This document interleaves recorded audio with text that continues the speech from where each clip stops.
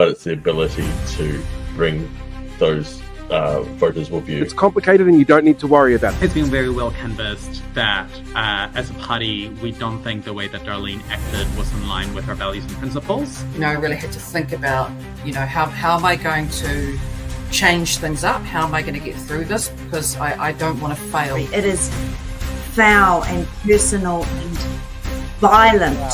Job is to make sure that we are showing New Zealanders that there is an alternative to the divisive approach of this government, that you can bring people together. I think one of the things that any government of whatever stripe has to realise that every minister has to be a climate minister now. When you've got a country that's got a young population but they don't get involved, you might want to have a grown-up chat about that. We don't want a situation where government dictates the local government, but you want to make sure the system is set up so that it's easy for communities to make a decision. I'd be really interested to see if the officials that advise that a Crown Observer was necessary or should be put in place, or whether he's made that judgment call himself. I don't think we did, and I've said this, I don't think, because it happened quite quickly last time, I don't know that we did a good enough job of bringing the public with us. Remember, just by having Maori Wolves doesn't guarantee that mana whenua are going to be represented around the table.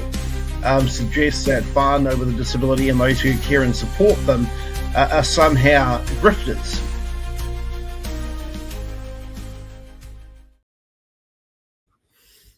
Hello there, good evening. My microphone just started to wobble on me.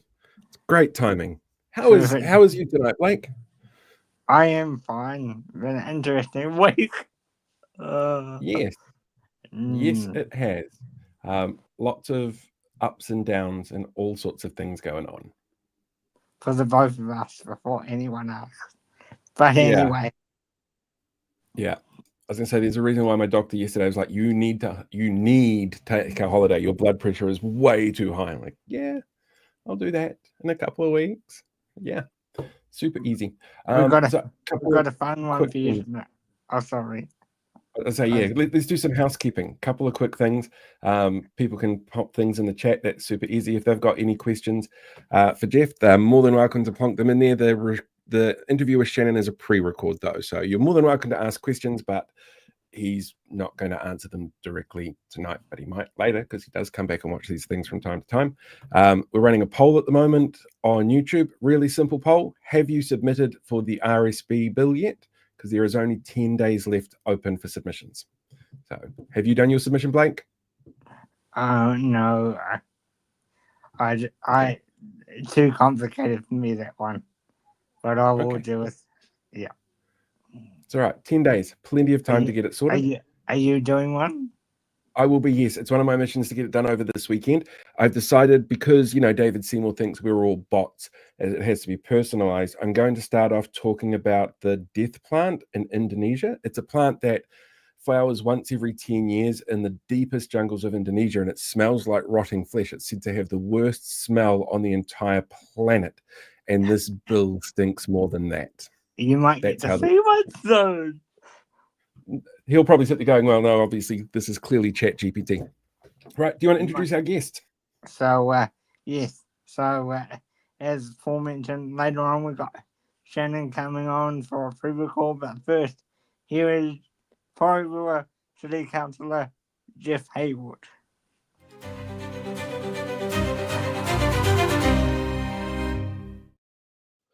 I decided to go for slightly more upbeat, less like doom and gloom dramatic music for this one. Yeah. No, not so gloom and doom. Welcome, Geoff, to the man. Welcome, guys. Thank you very much. Yeah. So, Porirua, beautiful place. Can't say I've been there for a while myself. You've got council elections coming up this year. So obviously the first thing I tell people is, if they haven't already, they need to make sure that their details on the elections is all up to date. The Electoral Commission has your details. Postal ballot. Do you guys do STV or first past the post? We're an STV election, so it's all about numbers, making sure you put the number next to the appropriate candidate. Excellent. October 11 is election day this year. Nominations open on July the 5th? 4th or 3rd. It's one over there, yeah. It's one of them. I don't know. I'm out of the country at the time. I'm hiding on purpose. And then voting forms will come out early or late August, I think it is. and it's all postal ballot. So people need to get up to date with these things beforehand. Tell me about water. Yeah, it's a big issue. It's hardly the most sexy thing when people think about local government, whenever they do, I suppose. But it has been an issue that's been, a big part of the last 5-6 years that I've been on council. Where I live in Titahi Bay, I'm just down the road from the beach. And so for me, one of those marker points as to how well our water service delivery is done is whether or not the wastewater treatment plant, which is just on the other side of the bay, is operating effectively, especially on days like we've had this week, really heavy rain, and the water, no matter where it comes from, ends up through every crack and hole in the private and public network and ends up at those locations. That's the consequence of 40 years of underinvestment. It's not a sexy topic. I was talking to, many years ago, former Hamilton City Mayor Margaret Evans, and she was one of these people who chose to step down. She knew when she was going to be leaving. She didn't lose her election, and she decided that that was the year, like that was the term that they were going to finally focus on pipes, because every other year it's not seen, it's not sexy. People don't like to see the money spent on that kind of stuff. Over the last couple of years, we've seen a whole bunch of noise around water management. We had obviously Three Waters that came in. We saw the Taxpayers Union and Groundswell team up and do their anti-Three Waters thing because co-governance bad. And now you've got Local Water Done Well coming through, which is what the National Party and the coalition are pushing. The prices on that are looking to be more expensive than the prices would have been on Three Waters, but you can't do bugger all about it. How do you, as a council, go and ensure the protection of what's really a taonga? It's a huge asset for your region. So what can be done to protect your interests in that? So there's the first thing to say is that the current legislation isn't really too prescriptive around that space, right? And it leads you to wonder whether or not central government, does really, have a concern about how these measures, these reforms, are actually going to affect people in their own households. And you are right. The current regime, Local Water Done Well, is going to not yield the kind of efficiencies that the previous, the Labour's plan was going to do. It was a rather toxic, backlash that was based not on the merits of the issue around our infrastructure breaking down, because if it was about that, then we would all understand exactly as you said, Paul, how important the water is as a taonga, and the value that you put from the pipe, from the tap to the sink, to the drain, is in protecting that at both ends. So I think for me, and where I got to in a local context, is that you need to actually provide an actual document that confirms what every person who uses water, whether it's in Porirua or part of a wider Wellington region, has. And that's what I think is best described as a water charter. Why did you decide to go for something a bit more independent than the status quo? What we're seeing in the rest of the country? What would your inspiration to be a bit different? I think part of it is that, as I said, this has been an issue that's been bounced around, between two different governments over 5 to 6 years. People are sick and tired of the whiplash. And it is, it was a complicated enough process of trying to wrestle how do you put investment in to a system that is now so far behind. And under the status quo arrangements that we've had since 1989, they just do not work, and they will continue to fail. I mean, it comes down to this. A person who sees, on a campaign video or in a fly saying, vote for me, I'll keep your rates low, or I'll cut rates, or I'll set rates at zero, they get elected, but then when they have to face the fact that the infrastructure is actually being undervalued, their response has been, oh, we'll just sweat it. We'll just keep that asset as it is, and we'll hope, we'll pray that it doesn't break. Well, guess what? It broke. And now we're the ones to live with the consequence of it. No matter whether you have the status quo or you've got any of the new solutions, whether it was Labour's Three Waters or this local water done well, everyone is going to have to pay for the mismanagement of 40 years, and that's just the harsh reality of it. No mechanism is going to be make you pay less. It's just going to be, this system is going to pay relatively less than what status quo is, and that's at least progress. But more important than that, like where I got to from the Porirua situation is people here just want certainty. They just want certainty in really simple terms. They want to know that the services that they have are owned by the people. They want to know that they're not going to get privatised like they have in other jurisdictions. They want to know that you are actually committing to utilising local employers and local providers and local contractors to do the jobs that can be done. You want to make sure that the pricing for any water is fair. But most importantly, you want this organisation to be upfront and transparent about its decision making. And I think that the absence of trust is a real issue. And until we get that social license back with our water providers, I think we've got a big challenge coming over the next 30 years on top of the immense cost required. How old is the water infrastructure in the area? So, it's interesting you say this because part of the challenge for Porirua relative to other places, although it won't be too dissimilar from other parts of the Motu, is Porirua has had bits and pieces added on over the history, right? In Titahi Bay 100 years ago, this was a tourist destination. Very few houses. I live in a house that's basically probably one of the earlier houses of development in the bay. And that, the property is old. The house is built in the 60s, in the post-war period. We had US Marines here during the war, and then after that, a massive construction project in this area. And so you're talking about, this is before Porirua City was Porirua City Council. You still got those old council structures. Some pipes have not even been identified correctly because they just were built at a time well before you had any kind of regulation in place. And it's harder even still for places like Wellington City because, again, they've been around even longer than we have. So in Titahi Bay, you're talking post-war, Porirua East, Cannons Creek, Waitanirua, Ranui, they're all post-war as well. You have your newer suburbs in Whitby and Aotea as well. And then obviously, as a city that still has to have a place for people to grow, we've only got one, in my view, only one greenfield site left up in Plimerton Farm. Once that's gone, we are going to have to spend even more time concentrating on the existing network because there won't be any other places to build new whare that was once farmland. It just won't be there.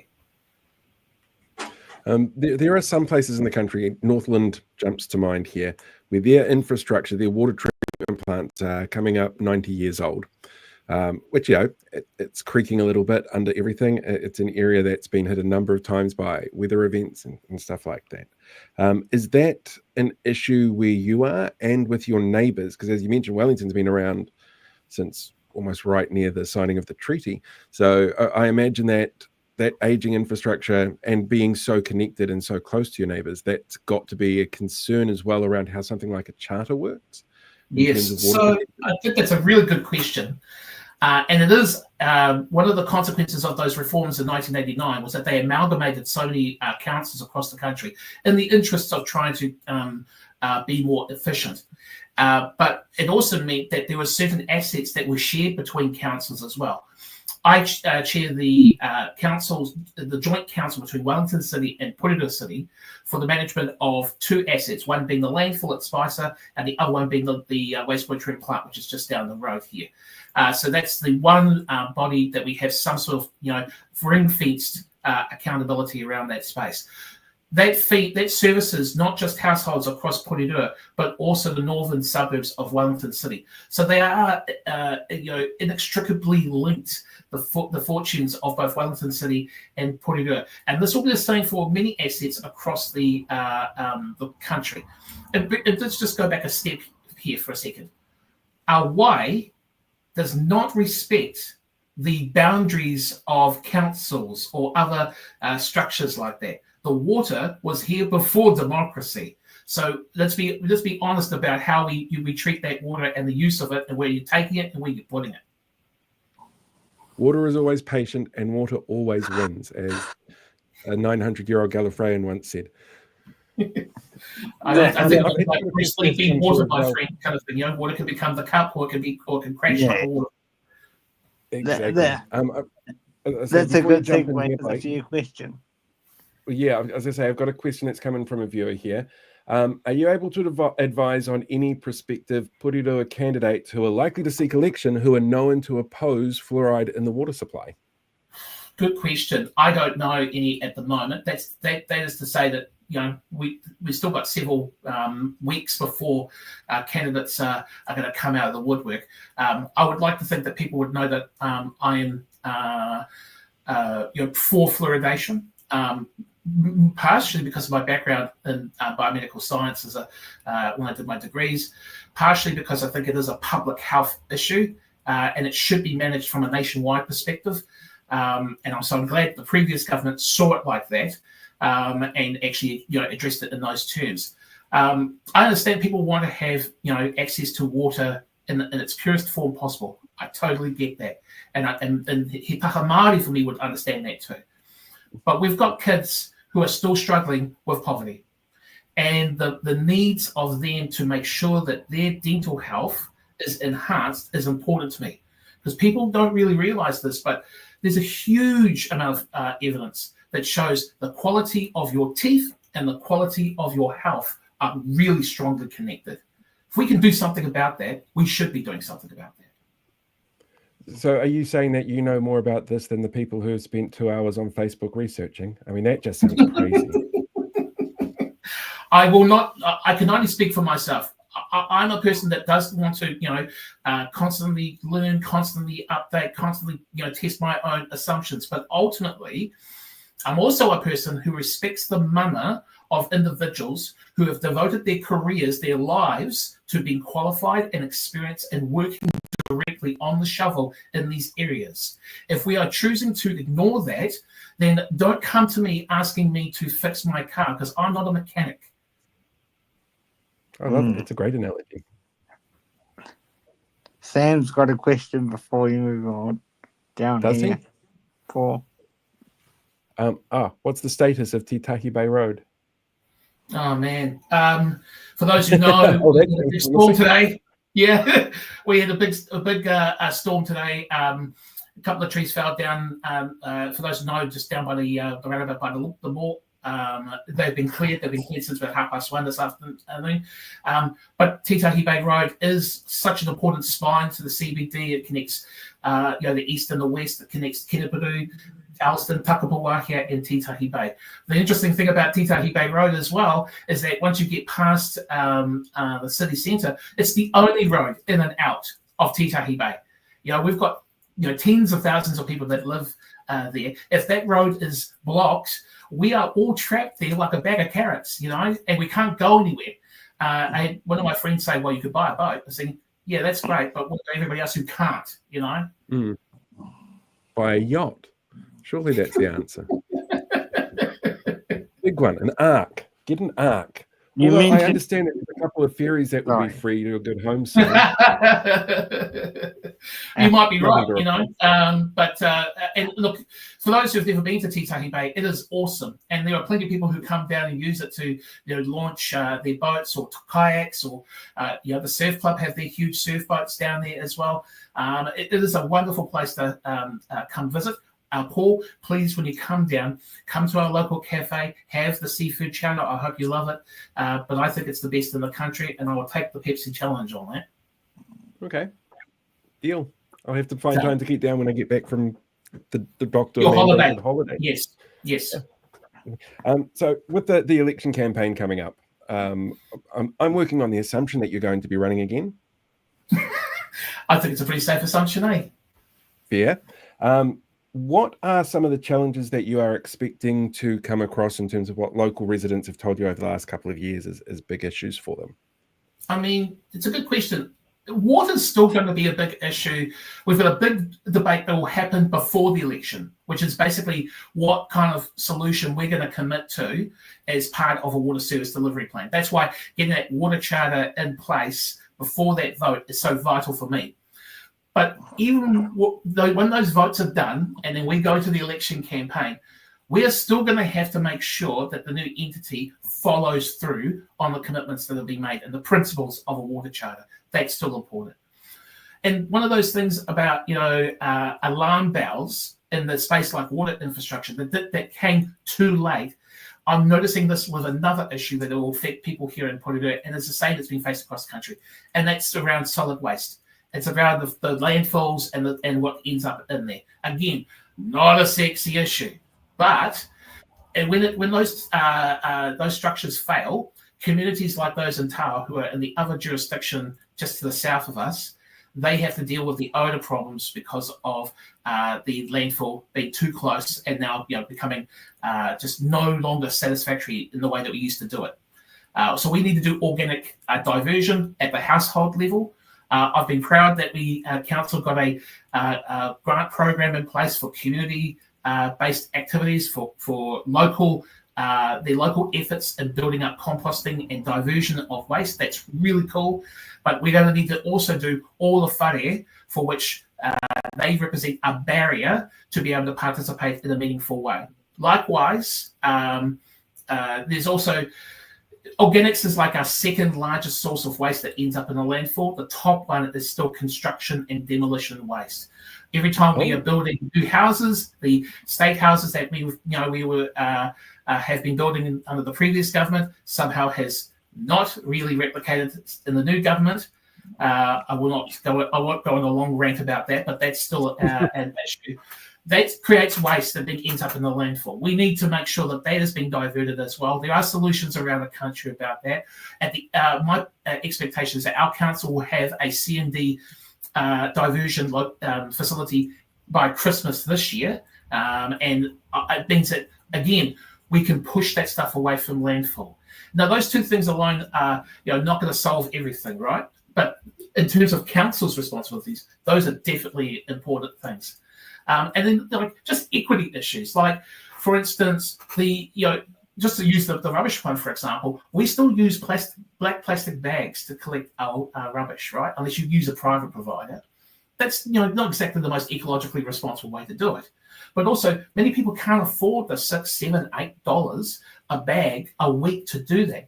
They then have, it's unacceptable, but they are left with the conclusion that they will use the recycling bins they have right now as effectively as rubbish bins.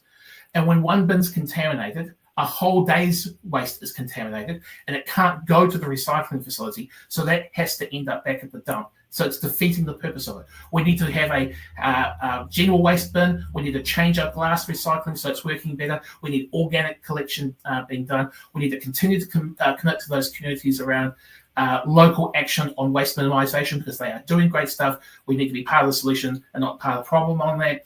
And then also, we will continue to make work with central government and the commercial sector in terms of their stewardship schemes, whether it's batteries, tyres, the caps on the ends of your milk containers, to the cardboard cartons, all of those things. We need to play a role in that. And so I would expect that if we do our job properly as a community, as a council, we also expect central government and the private sector to do that as well. I haven't even started talking about the importance of having a voice for those with the direct lived challenges of accessibility, but that's also equally a challenge in terms of making sure that there is a mangai, a voice, not just as best as an able-bodied person, cis tāne Māori, I can only walk my path, and at best I'll be an ally. When we have a more representative council that has that diversity, we make better decisions. How do you pay for it? Sorry for... Funding for councils is historically bad because rating is obviously where you get your funding from. You get a little bit from developer payments and stuff like that, but it's not enough. It's quite clearly not enough all across the country. So I guess the better question, instead of how do you pay for it, because I know how you pay for it, is what could be done to make sure that rates burden isn't quite so much on everybody knowing what they're paying for. Like, are there other revenue streams that you'd like to see introduced, or other ways that council could look at raising funds. A bake sale, maybe. I'm always a big fan of those. Yeah, I mean, you could not create a system more equitable for people who have the least than to have effectively a property tax, which is what rates are, and the fees and charges which carry GST, right? Both hardly progressive measures that help the least. And so we have a stacked deck against us on that. And central government will, play hard and fast where they'll want us to make more commitments in this space, but then won't provide the money to do so. Or we walk down the path of them on something and all of a sudden the funding gets pulled. Like I was telling you before about Titahi Bay Road, and, there we need to have resilience built into that section of road on the harbour side. We need to, it's because it's a causeway for those who don't know. And we also need to provide multimodal transport options so that people can use it, not just for cars, but also for cycling, for walking and so forth. Scootering, whatever, if you're on your mobility scooter, a safe pathway that can be used. Now, we had, walked down the path with Wakakotahi, NZTA, and we were working towards getting that, that project finally done. And then the new government chopped $6 million out of the budget. And that means that project can't go forward. It is immensely frustrating to see that kind of stuff. And this is the kind of thing where central government, is not being part of the solution. They say focus on the basics. A road for most people is a bloody basic thing. And now we've got to play catch up. So to answer your question, now that I've got there, the local government New Zealand's talked about trying to introduce GST being given back from the rates back to the councils. And I have a nuanced view around this, because it actually, you might get more revenue, but it actually doesn't solve the problem around the council table. If a mall, like what we have in Porirua, has more customers going in it than it did a year ago, we don't receive any more in rates. If a house has more people in it or has fewer people in it, it doesn't matter. The house is still the house, the property value is still the property value. So when we are making decisions about whether this is actually going to grow the local economy, we can't, because the only people who benefit from a growing economy is central government. So actually what we should be thinking about is looking at those models that have been utilised overseas. Australia has I don't want to replicate the Australian system, but at least the principle of taking the pool of money from GST and then redirecting it back either on per capita or by some other allocation means that at least councils can say, okay, when we make a decision, we could at least see what that could mean in terms of increasing the GST take, which means we would increase our ability to actually gain revenue. Now, again, yep, it's a slightly better model because it will take pressure off the rates and broadening out your revenue sources. There are stuff around the bed tax and so forth, but that won't really apply for Porirua because we're not a huge tourist destination like Queenstown or Rotorua. So again, we don't have the levers in place because central government has chosen to make it convenient about it. And one last thing about this: whatever we do, whatever new revenue system we have, we still have to have social license. The people still have to be able to trust local councils, if they've been given these new funding tools, that they will respect that and use it wisely. All right. Any more questions, Blake? Yeah, you mentioned earlier about the council being one of the most transparent in the country, right? Well, being transparent. How do you hope to continue that when there's likely to be quite a bit of turnover in this election? I think, I kind of look at it like this, right? You've got a garden and you've got a gardener, right? Now, the garden is only as good as the gardener. And so you're right. There is some, you're inevitably going to have people who are going to come on and off council. And I know one day I will no longer be on council. So, You want to build institutions, you want to build rules, you want to build expectations that develop the culture and not the other way around, right? You know, when the council, when I was, again, pushing and advocating for them to change their workshops from being by default closed to being open by default is a big deal, right? Because what it means then is that the public have at least some idea of what you are doing. I use a phrase a lot, you know, at school, I kept being told, show you're working, show you're working. And so that's what this is all about. You know, it's about showing you're working, actually showing when workshops are on, you know, providing all of that information in advance so that people can also access it, so that they can participate in it. Having our council meetings on YouTube.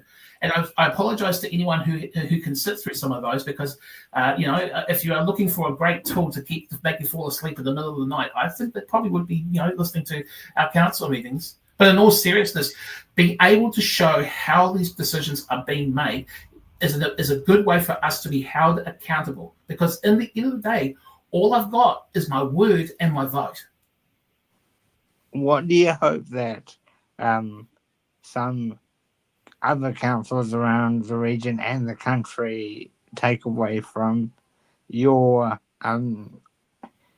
council being more open than a lot of others right now? And you, two-part question. So the second part is, you guys are looking at doing some sort of referendum to amalgamate the councils. If so, why? Because there's a lot of controversy around that, and I want to get your take on that. Yeah, I'm gonna answer the first bit really quick, because I think there's a real big that's a big tuck in for the second part, right? The first part is that people shouldn't feel uncomfortable with the idea of being more transparent in the process, right? I do want to protect staff and officers from abuse. That is important.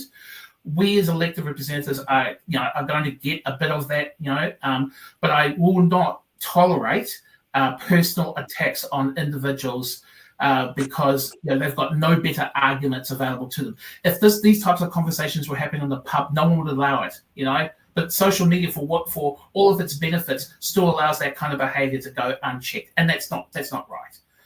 To the second part, people can go check what I've said on this issue around amalgamation. The referendum is actually, just so we're clear here, so everyone knows, the referendum is asking people, should we even start having that conversation about it? That's really what it is. It's not about, because we haven't had that conversation, and to do that costs vast amount of money and time. So you would not want to go down the path without actually wanting to check that people thought that it was an important thing in the first place. Now, around the table, and I've been clear about it, and I've said it on the record, I am an amalgamation skeptic, because I think the arguments that have mostly been put up around economies of scale and the big gap in terms of the issues around representation and voice and mangai have not been satisfied to my liking. And I've got mates who live in Auckland who have been there pre and post Super City, who are anti-amalgamation, and now they're pro-amalgamation. But I also know that I can keep fighting in my corner on my skepticism, or I can trust he punga o te tangata, ngā tangata ne. I want to go back to the people. I think that that's entirely fair to ask that question at this point in time, so that we don't waste more money on something which, in my view, at least, is not exactly the biggest priority for me right now for Porirua. I ask that because the thing I find skeptical about amalgamation or councils is we already have a lot of struggles with the councils we already have on agreeing. The thing I worry about with council amalgamation is, I think that old phrase, too many cooks in the kitchen. That's my big concern if we have one big council. And to be fair, it is also like there's an associated issue with that too, like, right? It is that how do you ensure that you are gaining a strong mandate? Now, I've got a guy who lives down the street called Brendan. I mentioned him in a speech when I talked about this around the council table. And he said, if you look at the voter turnout rates of the super city after this amalgamation, the voter turnout didn't go up, went down. So again, the mechanisms that we have right now are very Western. They are built from legislation that is now 24 years old, and then prior to that was about 30 odd years before the legislation was amended prior to that, for the most part. So we are still dealing with, I think, 20th century tools to 21st century challenges of governance and accountability. And until we wrestle with that, and again, this comes back to my point about funding, we're going to have a deficit of trust. So let's fix those types of issues in concert, because then I think people will start to realize we can have some social license here. And maybe, the example I set with a water charter is a way to do that, is to start that conversation in broad terms. And finally, do you hope to have more conversations on behalf of your council around these road issues you talked about earlier? Yeah. Well, like you're a bloody good interviewer. Yeah, I do think so. We've got an annual plan, final debate in a couple of weeks' time. In there, the money for the Wenenda Onipoto Shed pathway is not committed. We will still have to wrestle with that issue in the next triennium. And so this is going to be an ongoing issue. Half of our budget is supposed to be covered by central government. And right now, it is being cut away by our central government, which is just the audacity of a prime minister coming to a conference for a local government and then saying you need to do better, and then within this very same year cut the very funding for those kind of core services. What cheek! What bloody cheek! And asked you to help with school attendance too. Yeah, hang on. Like, and then being asked for us to champion that space. The funny thing is, we already do. We work with with partners within our social spaces, social service spaces, our NGOs, and most importantly, mana whenua, to be able to build a trusted relationship with people. But expecting local governments to do that without any additional funding, and then cut cut funding for what most people would say are the really important things for a council to do, again, shows just how inconsistent central government is right now in terms of actually being part of the solution. Yeah, that'll be Actually, my brings me to a really nice question that's popped up in the chat that you might be able to give us a bit of perspective on. What potential negative impact could Seymour's regulatory standards bill have on council powers if it gets passed? Gosh, how long have I got on this? So I wrote, you guys were talking before about submissions for the RSB. As somebody who's been through that process and submitted my one, it is a challenging topic, no doubt, Blake, but you need to put your pen to paper on this. This bill it's disappointing to see such bad legislation being proposed. It's just really bad in process, bad in rationale, and it's going to be bad for councils because you're going to have the ability of a minister to override decisions, whether it's on resource management, on town planning, on health and safety, and also just the complete absence of any language in there that acknowledges our relationship with mana whenua, a relationship with tangata whenua. The te tiriti is not there.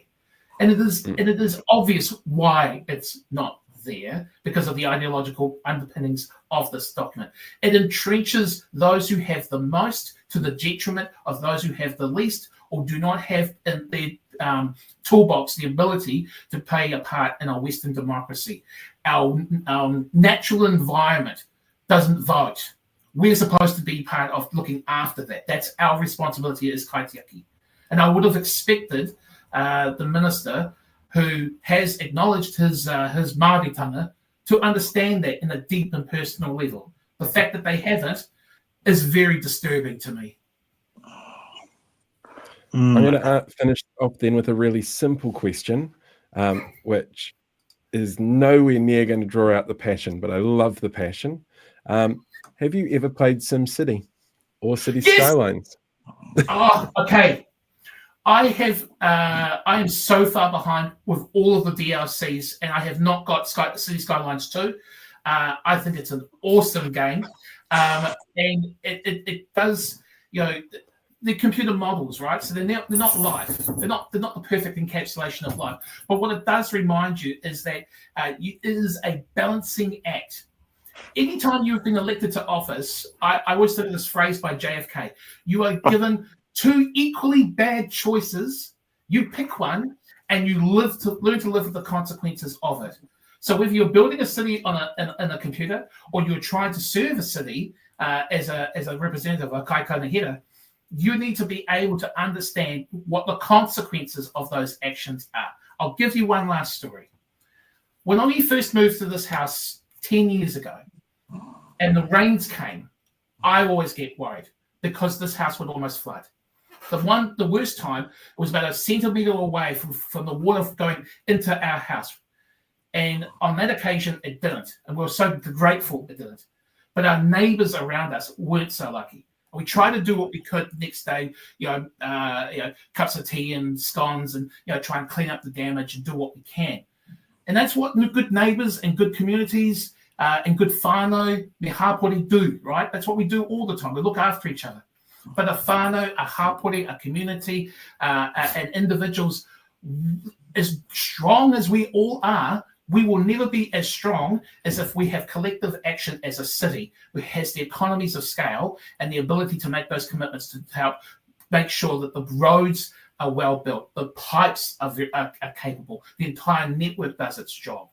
That's what it means for me in terms of running for office, because I need to know that the person who's there making that decision understands what the consequences are. See, I just love the fact that they've got an elected official in Porirua who knows what to do if an alien attacks. What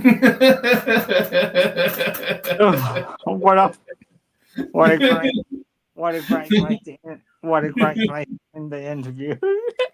Absolutely. This has been amazing. Thank you so much, Geoff.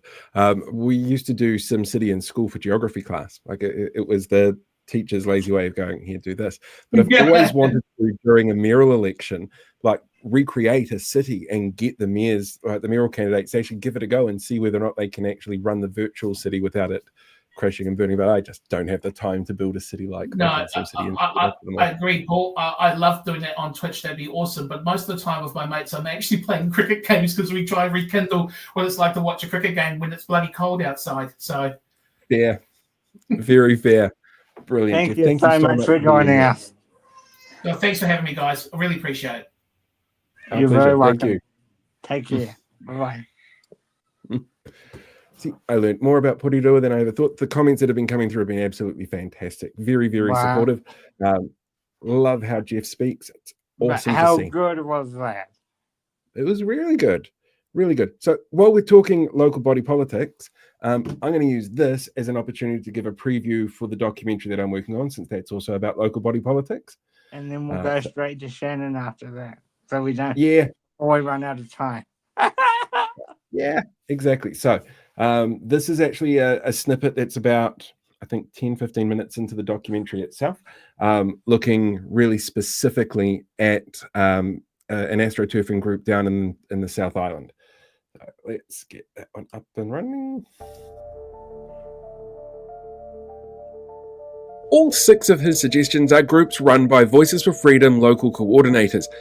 Not that they'll tell you that, and they're all involved in local resident and ratepayer groups that they've set up, with Palmerston North and Whanganui predating Harris's group, and the others following after Harris showed them how he set up his group, which is why the naming conventions are different. In Canterbury, the Facebook page for concerned ratepayers has one video about the evils of fluoride and a bunch of "hey, come meet us at the market" posts. They only follow one quote-unquote artist, Reality Check Radio, and the pages they follow include the anti-rainbow hate group Let Kids Be Kids, the science disinformation groups NZDSOS and Fluoride Free NZ, pseudo-law group Common Law Assent, the conspiracy peddling South Island Independence Movement, New Zealand First, Matt King Northland, Better Wellington, Council Watch NZ and Mike Hosking Breakfast, who their spokesperson Diane is actually a regular caller to and encourages others within these groups to do the same through their Telegram channels, making comments like, "I'm not a Pākehā, I'm a New Zealander," and "It's New Zealand, not Aotearoa." And there's a range of local election candidates this group follow. Some have been known to push far-right content like Melbourne local board member and Wellington parliamentary siege attendee Shanan, but not everyone on their list is like this or share alt-right ideologies. Christchurch mayoral candidate Sarah Templeton, for example, is progressive and a strong advocate against gendered attacks on politicians, having been instrumental in the takedown of young National Party members in 2022 who were sending her and other female politicians threatening and harmful messaging. Messaging which has been increasing on her social media pages from the time Concerned Ratepayers Christchurch started following her campaign. These resident and ratepayer groups are being used as a Trojan horse to push specific perspectives built around hot-button issues.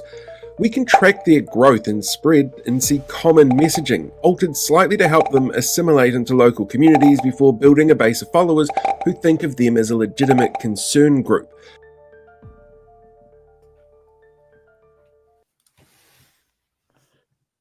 And I should put you back on stage. There we go. Press all the right buttons. And you can watch the full documentary on the 30th of June. Yep, there'll be a premiere on YouTube. It'll be a specific YouTube premiere, and then I'll do a live Q&A session afterwards. There's so much, and that's just like a really short little clip. Really short. If people want to, if they stick around, I might show a second clip after Shannon if we've got time, or after the news before we go. But we'll worry about it then. In the meantime, we should probably jump over and check out Shannon's piece, shouldn't we? You'll love this one, guys. It's really good.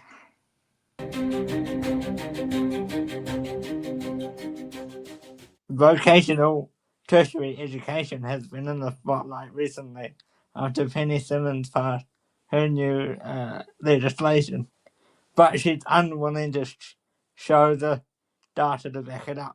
Here to talk with us about it is Labour's spokesperson for that, as well as Rainbow Communities. Welcome, Shannon. It's a pleasure for you to be back on the program. Kia ora, my friends. Good to see you, and thanks for having me. So, how are you?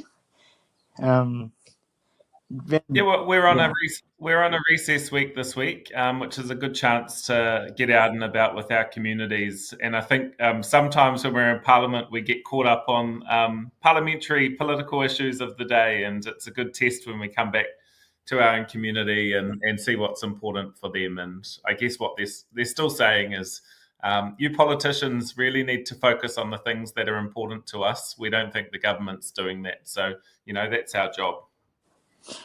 In the intro, I mentioned about you're waiting to see the data that on this new legislation that's been put through.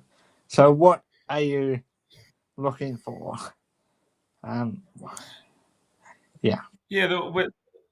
This legislation has been long awaited. Minister Penny Simmons, it's well known that she's had a real vendetta against Te Pukenga. Te Pukenga was established under the Labour government to resolve particularly the financial viability issues that the sector has been challenged by for a long time. And we went through sort of a couple of years of bedding that in. Penny Simmons made a commitment in the election that she would disestablish Te Pukenga. And it's taken her, almost half the term to come back with an alternative piece of legislation.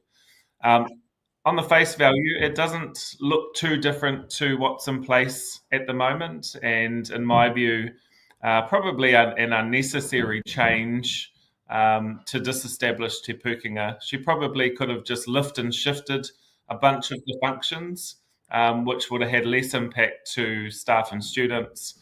And also, she's opted for what I believe is a more expensive model. With these changes that she's looking at bringing in, what does it mean for the future of the sector and for students who will be looking for potential vocational training in the future? Well, what we've seen and what's being reported at the moment is a series of job cuts across the sector, particularly in polytechnics. We've seen that across Welltech and Whitireia, who service students in the Wellington area. We've seen that at EIT across Te Tairāwhiti, Gisborne, and Hawke's Bay. And so it's more instability for the sector, really, which is the concerning part. Last week, I quizzed the minister about her, if she's worried about this, what she's going to do about the job losses that are being reported on. She said it's not her responsibility, it's the responsibility of the institution alone. That doesn't really demonstrate the leadership that I want to see for students and staff. They've gone through a really difficult period over the past couple of years. Her plan and legislation really kicks the can down the road now and pushes it out for another couple of years before staff and students get that stability. So I'm worried about that. In terms of that stability, you mentioned before the financial elements of it. I personally see vocational training in those kind of providers as a service, not a business. So it's not about turning a profit, it's about providing skills to increase productivity and increase workflows and increase workforces. The changes that are being proposed sound to me like they're driven by the idea that this is something that has to make money. Am I far off the mark on that? You're pretty close, actually, and that's one of our major concerns, is it's a step towards greater privatisation of our public education system. That the minister does use the language that institutions are a business rather than polytechnics or institutes as we know of them. But, again, what underlies the problem here is that it's not the sector hasn't been financially viable for a long time. That's what we set out to resolve as a part of Te Pukenga. I understand that Te Pukenga is now running a surplus, which is everything we wanted it to achieve. And now the minister's coming in with an alternative plan, but she has refused to share the financial information available to her with myself, who's scrutinising the legislation. And she's removed that right of the public to be able to see, actually, if she's got a better plan, then she needs to provide all of the information, including the fiscals. You mentioned that in your note that you sent us for this interview that the Pacifica and Maori population, as with many things in this country, are significantly undervalued when it comes to this area of society. What would you have to say about that in more depth? Yeah, institutions are outraged by this decision that the minister has removed equity funding for Māori and Pacific learners in our education system. We know that they are the most underserved. It's a fact. It's a part of the Tertiary Education Commission's strategy. But for a long time, there's been investment in additional initiatives to support the pastoral care and the academic achievement of Māori and Pacific learners in our system. The minister has ignored all of the advice from officials and from institutions on this. There's no evidence to support the decision that she has made, and so that will result in worse outcomes for Māori and Pacific learners. That really bothers me because alongside that, she's erased references to Te Tiriti o Waitangi and Te Ao Māori within the legislation. They've done that also as part of the overall tertiary education strategy. So the ability for Māori and Pacific to learn in the way that's best for them isn't a good outcome, and she's got to be held accountable for that decision that she and her government has made. I've got some stats here in front of me around this issue. The current unemployment rate's around 5.5%, I think 5.2, 5.3% for the general population, but the unemployment rate for Māori and Pacifica is sitting at around 10%, which was something that was predicted when the fair pay agreements were put through. If you don't have this is one of the outcomes that could look at happening. And of course, the government removed that. When we see the long-term effects of those kind of numbers, how does that impact communities when you go, well, look, the training opportunities aren't necessarily there, the money's better overseas. How does it impact the wider community, knowing that they've pulled these out specifically and said, no, we don't need them? Yeah, we know when unemployment is high that tertiary enrolments are high too. And despite being given advice on this, the Minister hasn't responded, or in this year's budget hasn't put any additional funding in to fund tertiary training providers to educate those learners while they're out of work. So, here's another example where the Minister isn't looking for any advice. On top of that, over the past 3 years, year on year, we have 9,000 odd less apprentices coming into the system than we had under the Labor government. So that doesn't include, all of the tradies that have gone off to Australia.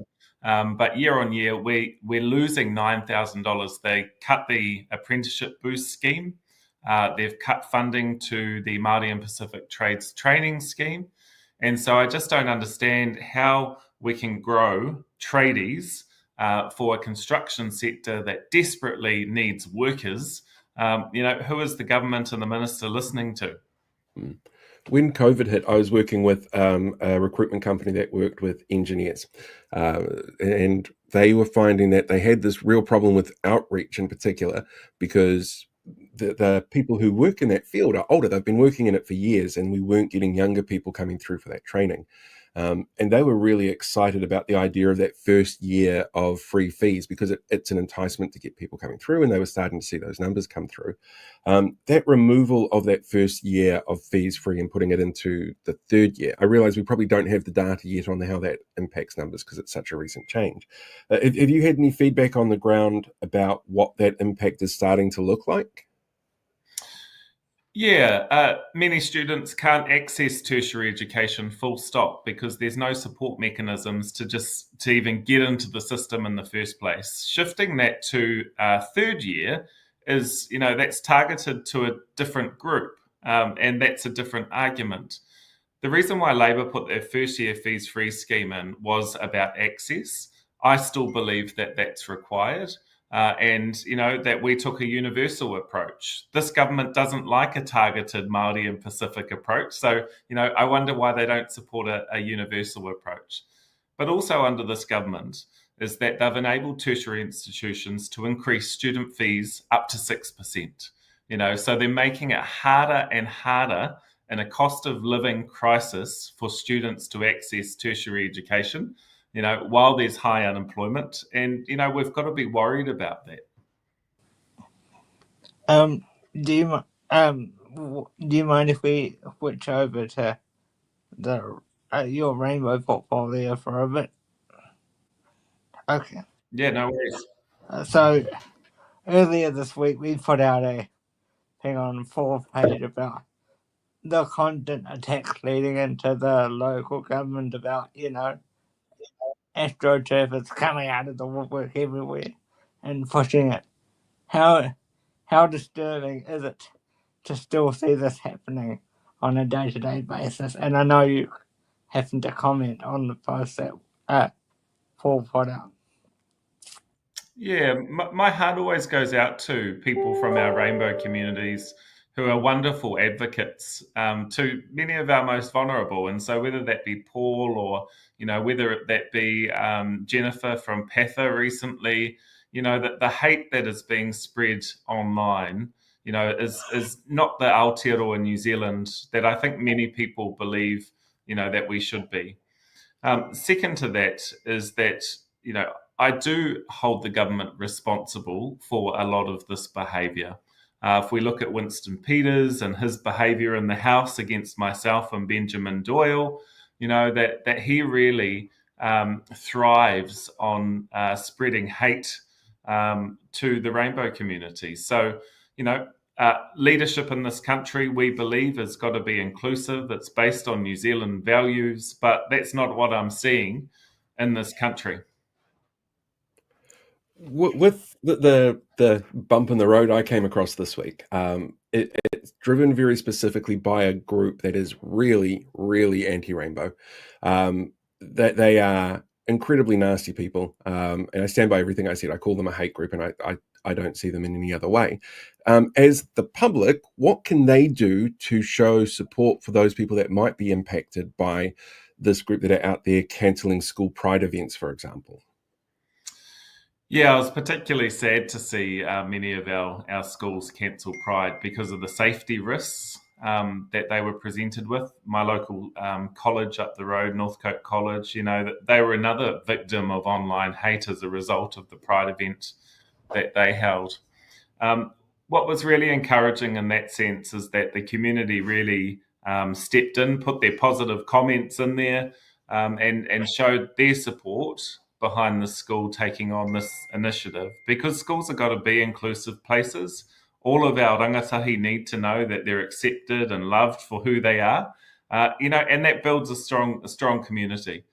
I like to think that we can ignore the haters out there. I know that's easier said than done, but most of all, their hate needs to sit over there. The more that we can ignore it, which is my strategy with Winston, is better. But we have one goal at the moment, and to be clear, we're only 6 odd months out from election year.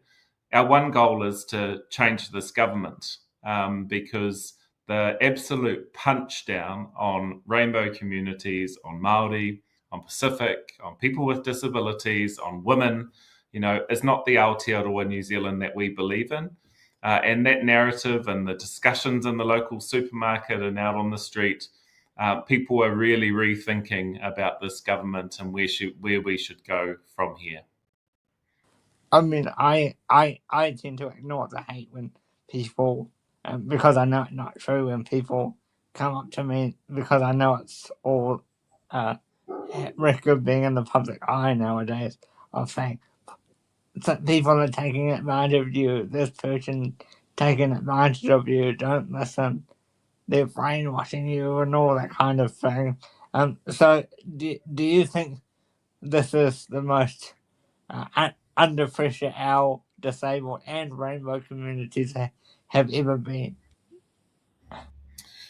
Well, my biggest concern in this hate is the use of predatory language upon the rainbow community. That's hurtful, it's not accurate, it takes away the relationships that we have with our children and our whānau, and quite often it's put up on social media. Compare the levels of abuse from the rainbow community between churches, and it speaks for itself. There are no concerns there. That as rainbow people, we have the right to love our family, to engage with our tamariki in the normal ways that any family in Aotearoa does. And so that hate and that particular language is just awful and unnecessary. And I'd like to see a little bit more leadership from the government calling that language out, not encouraging it. So as we speak, I've actually just been getting text messages here from a medical practice in Wellington. Anti-trans protesters have raided a doctor's surgery down there. And the police have been called in because they've gone into the surgery. They're starting to harass the staff and the people that are there, which is obviously a step too far. That is, that's a dangerous thing for them to do. How do we juggle free speech requirements versus hate speech? Because this is something that the government has very specifically said they don't want to touch. It was something that Labour was trying to look at and then got a lot of pressure on. How do we have those conversations around those differences and the harms that they can cause? Yeah. Well, let's be clear. Free speech is not hate speech. The moment that your discussion, your opinions are becoming hateful and are impacting on others and shedding and positioning people in a negative light, that is hate speech. That's not your free speech opinion. And the second part is about where you share your free speech. And if you expect to speak negatively of any particular group, including the rainbow community, in a public way, then that can easily cross that line to become hate speech. rather than just your free speech. If you're in your house, you're sharing opinions over the kitchen table, that's all up to you, and that's within your own private environment. But the moment that it impacts on others, then it becomes concerning, and that's when we must stand up against it. The fact that they're coming after me is quite disturbing, but it's all part of being in the public eye, I suppose. That's right. We all, take the odd hit because of who we are and the lives that we lead, chosen or not. But this is where we normally expect a government to stand up on every New Zealander's behalf, to build a society, that is safe for everyone. And that's just not the leadership that I've seen from Prime Minister Luxon, particularly Winston Peters when he was the Deputy Prime Minister, but this government overall. What I would say, if they continue to bring up these issues in the House, even if they are falling on deaf ears, because we need more advocates to join us like yourself. So, please. Yeah, that's right. But also alongside that, we've got to maintain our focus on the things that are important to our rainbow communities, and we come back to, again, for Labour, it's jobs, health and homes, that we can't lose sight of the bread and butter issues that are important on a day-to-day basis. This government promised respite from cost of living. They haven't achieved that. That is still top of mind for every single person in this country. Let's briefly finish with... I was going to say, I was at Countdown yesterday. I bought butter yesterday. I don't do a lot of baking or anything like that, but I bought it because it was under $9 a block. And it's like, this is, have to. It's a bargain. Which is ridiculous in a dairy producing country. I was going to say, let's briefly finish it, because you've been at the farmers convention the last few days as we're recording this. So how's that been? Because there's a real focus on getting woolen carpets into homes and all that kind of stuff. So what did you see when you were down there? That's right. I had a great day down at Field Days at Mystery Creek. I met lots of people. I was particularly interested in talking about the vocational training legislation, because we know that we need to grow thousands of future farmers for our workforce, given the GDP contribution to our economy. And we're not quite meeting the number of farmers that New Zealand needs to train year on year. It's quite clear that farmers don't tend to vote for the Labour Party. That's okay. But it is important that we maintain a relationship with them, because when we do get back into government, we've got to work together, no matter who you voted for. And that's something that we believe fundamentally as a Labour Party caucus, that when you govern for everyone. That's not the style of leadership that we've seen from this government, but it's certainly the government that we want to be. Free News reported that the support for the Labour Party is around 3% at the moment. With farmers. With farmers.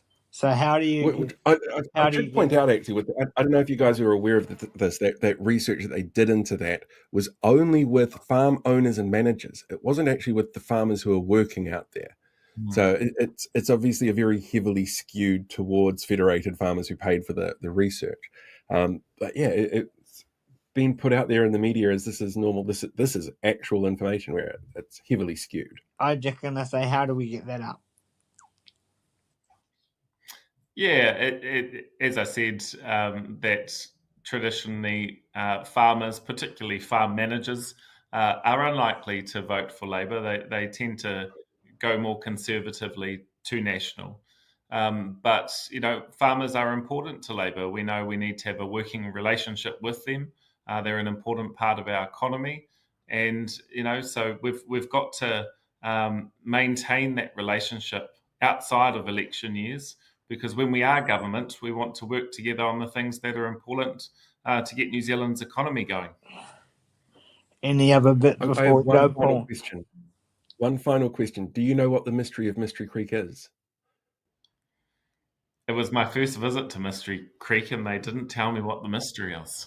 So I should just leave this open-ended and see if the chat can get it. It's a mystery. Nobody actually knows exactly where the name came from, and there's like 4 or 5 different theories around it, including lost treasure, like lost stolen treasure from the 1800s, a whole bunch of buried planes from World War II. There's a whole bunch of different rumors about what the actual mystery of Mystery Creek is, which makes it a mystery. It's a weird little historical fact for everyone. Good to know.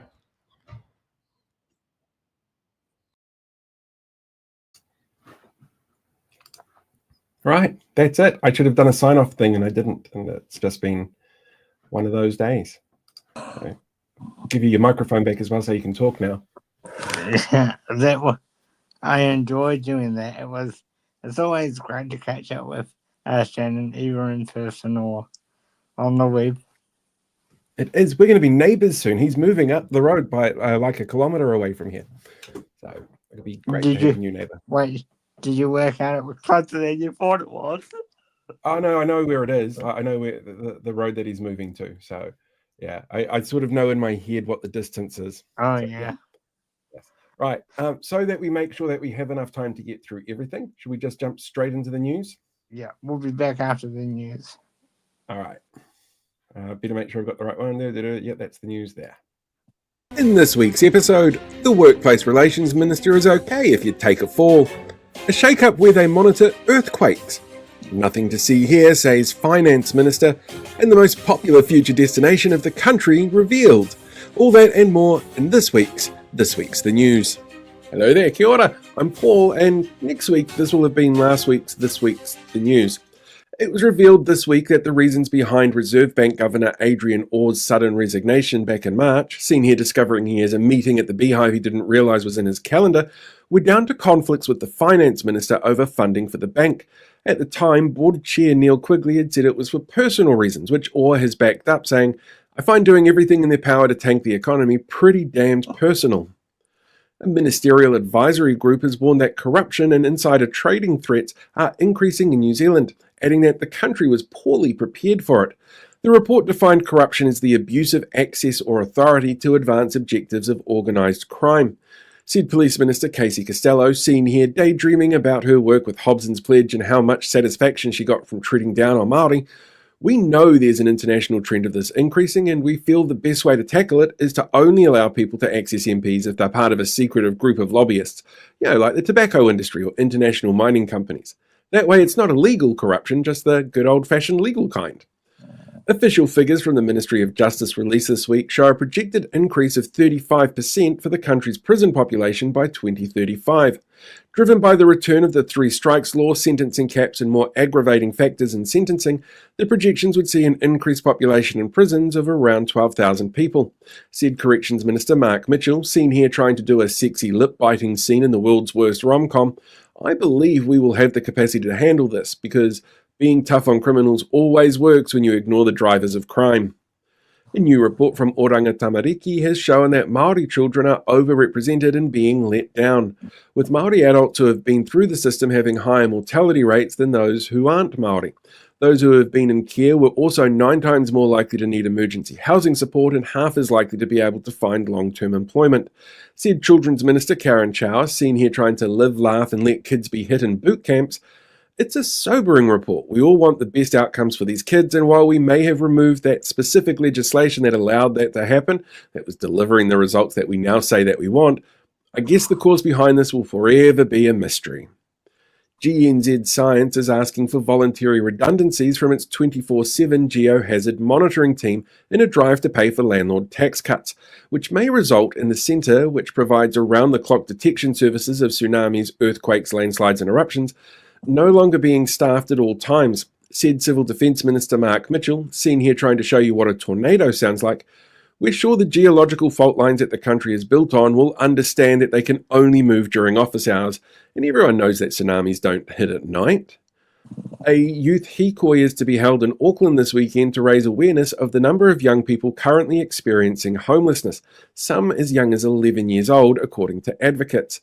The latest data shows Auckland has seen a 53% increase in people sleeping rough between September and January, and reports have emerged that people fleeing domestic violence are being turned away from emergency housing at WINZ for contributing to their situation. Said the Prime Minister, seen here in an earthquake that remembered to hit during office hours, "Look, what I'm saying to you is, there is no evidence that I've wanted to see or allowed in my office that shows our policies and punitive approach to welfare has anything to do with why 11-year-olds are sleeping rough.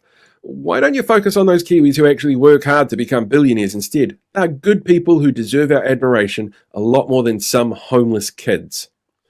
The ACT Party is set to announce its list of candidates for the upcoming local body elections shortly, saying that the process of selection is now complete. David Seymour, seen here with his former advisor on how to select people, has said that they will stand on a range of policies which include fucking over the environment, fucking over Māori, and sucking any joy from communities.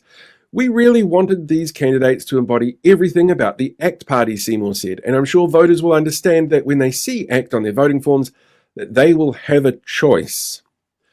An AI video of Nelson District Councillor Campbell Rollo, seen here standing between Nelson's tallest buildings, has sparked warnings about the use of AI and spread of disinformation in this year's local body elections. The video used Rollo's likeness and had him using an automatic weapon, and was watermarked with an AI video producer logo. Said experts on the topic, "We can expect to find more of this kind of disinformation as these groups discover the height of 2022 technology on their phones, and since some of them can't read but believe what they're told is on Facebook, they could have a major impact on how campaigns are run this election. Our advice? Ignore what you see on Facebook and get out and meet the candidates directly." ACC has warned Workplace Relations Minister Brooke Van Velden, seen here waiting to see what happens when you remove the wet floor sign, that her proposed changes to health and safety laws will result in higher payouts and an increase in musculoskeletal injuries, slips, trips and falls, as well as higher levies for businesses, and concerns raised by the families of those lost on the Pike River mine collapse of 2010 that the changes will result in more deaths. Said Van Velden of the report, "Yeah, but they're just workers, who cares if they're safe?" The Taxpayer Union this week released two polls, one a general poll and the other looking at which political parties farm owners and managers support. Their polling company, Curia, which is no longer part of political polling regulatory agencies, released the figures to widespread mainstream media coverage, with one producer stating, "Remember when Orson Welles read War of the Worlds and everyone thought it was real even though it was a piece of fiction? We like to think of Curia polling along the same veins." Prime Minister Christopher Luxon, seen here going to complain that his new airline doesn't serve little cookies like his old airline, is off on another international trip, visiting Europe and China with plans to meet China's Xi Jinping. Said a spokesperson for the Prime Minister's office, "These groups represent some of our biggest trading partners, so we know Kiwis will understand that in a cost of living crisis when cheese costs $20 a block, that we need to keep giving a wealthy and sorted former CEO free trips all over the world." The inter-island ferry Aratiri was forced to stop mid-transit this week as an electrical fault caused unexpected issues with the propulsion drive while sailing. The ship itself is slated for retirement in August this year, just in time for the ferry replacements to arrive, give or take half a decade. Said Finance Minister Nicola No Boats Willis, seen here telling scary stories by torchlight about how she was forced to not buy her kids Ben and Jerry's at the movies. "I don't see a problem here. I mean, the ship was in the Cook Strait at the time and I can't see it from my office, so I literally couldn't see the problem." Hastings District Council has removed videos on Māori wards after legal threats from that group your racist uncle keeps posting to on Facebook, Hobson's Pledge. In their complaint letter, the group pointed out that a 2004 legal case meant that councils could not promote a preferred stance on an issue which could influence voter decisions. And since the government is forcing councils to hold referenda on retaining Māori wards this year at huge expense, Hobson's Pledge felt it was best to support free speech on the topic by demanding the council stay quiet. Said a spokesperson for the group, "These videos are coming at the expense of ratepayers in the area, which is unfair. I mean, not as unfair as forcing ratepayers to foot the bill on the referendum that they didn't want or ask for, which will cost a lot more than a couple of cheaply made in-house video pieces. But we don't make the rules, only enforce them when Māori look to be getting onto any kind of even playing field with non-Māori." NBR this week released its most recent rich list, which showed that the wealth of individuals had increased almost exactly as much as the savings made by punishing poor people and beneficiaries. Said the Prime Minister, seen here realising that since the rich got richer, his party donations this year will be huge. "What I'm saying to you is, these are hard-working individuals that we should all be proud of. Well, hard enough working to know that they can make lots of profit in Chinese sweatshops and proud of how they supported the US tariff policies, which has been detrimental to worldwide economies, including ours. But they're rich, so we don't say bad things about them. And if if the paws don't learn a lesson or two from them, we may be forced to punch down even harder on them. More staffing cuts are being proposed at the Ministry of Culture and Heritage to pay for those landlord tax cuts and tobacco kickbacks. This time, historians and staff who create educational content used by both schools and the public is in the firing line. Said an expert from the organisation, those who don't learn from history are doomed to repeat it, and those who choose to do what people can learn from history, well, you know what? Not our problem anymore, but there will be some epic musicals written about it in the future. Something about hearing the people sing? And finally, Hamilton is once again playing host to the largest agricultural showcase in the Southern Hemisphere as the Field Days kick off at Mystery Creek. The event pumps over $200 million into the Waikato economy, and with changes to this year's budget, which allows farmers to buy equipment that the government pays for as part of its business boost plan, sales are expected to be booming. The arrival of the event also heralds some other knock-on effects to the region, including a number of schools having teacher-only days because David Seymour doesn't mind kids missing school if they're children of party donors, an increase in patronage to the city's strip clubs, brothels, gay sauna and fast food joints, and until this year, an increased visible presence of homelessness on the streets as they were forced out of emergency housing and hotels for farmers to be accommodated. Said Associate Housing Minister and Hamilton West MP Tama Potaka, seen here showing what he means by lefty-loosey, righty-tighty. We got the balance right on homelessness this year by preemptively kicking people out of emergency housing before the event and then refusing to let them return this time round. And that is this week's The News. Thanks again for all the support this week. We'll catch you next time. Yay, the news. Do you want to watch another clip? Or should we just leave it? Up to you. Yeah. I'm going to find it. It's like a 90-second clip, so it's not going to make people late for BHN. Let's see. Where did I put it? Where did I put it? That clip there, because it should pop up as soon as I hit this button. Should. I think it is very good to target. Let's start that again. I think it is very good to target councils to build profile and presence so that we can then take it forward into central government. Because if we get the numbers, we can start to exert more control. There's already a number of local elected members involved with links to groups like Voices for Freedom, New Zealand First, Hobson's Pledge, New Zealand Loyal. In their current roles, they've worked to highlight the issues they consider important, not issues and decisions that necessarily create stronger, better communities. They have a habit of voting against climate change mitigation, transport safety initiatives, Māori rights and representation. They focus on division, they drive disinformation. Their supporters are behind the rise in reports of violent action towards council staff all over the country. And on October 11, they want more seats at the decision-making table, but maybe not for the reasons that they tell you. It does go back to the World Economic Forum, where there is interconnectedness of these groups, and the conspiracy is real. The conspiracy is real. So, yeah. Because we're not doing a show on Friday because of Matariki, I'm going to release a full trailer then for people to look at. But do you want to tell people about our show next Saturday? We might be having one. It's had a snag. Remember? Oh, okay. In that case, we might not be here next Saturday either and just enjoying a really long weekend, which I guess we'll just have to wait and see what happens. But if it does come to fruition, it's somebody very special. But, yeah. We'll see. We'll interview and see what happens. Yeah.